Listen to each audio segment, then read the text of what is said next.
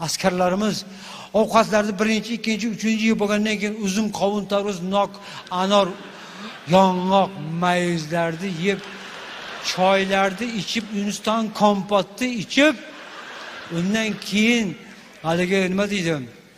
Malinoviy kompotlarni ichib bo'lgandan keyin ham rota turinglar degan komanda yo'q. O'tirib yeb bo'lgandan keyin zerib ketgan soldatlarimiz o'zlari iltimos qilyapti. Teskarisi, o'rtasida shuna pata qiling edi.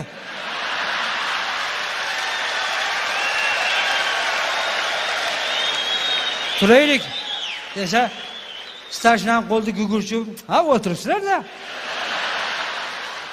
Rahmat, o'rtasida shuna. Ovqatlandik, hammasi joyida. Men bugun postda edim, Qorovulda edim. Avtomatim bir cho'pon yetkib berib kelganman. Yengilroq bo'lsin deb. Yana bir ketib qolmasin yana uyga. Chunki, "Obbo, o'tirsanglar bo'lardi, rahmat" deb duo qiling.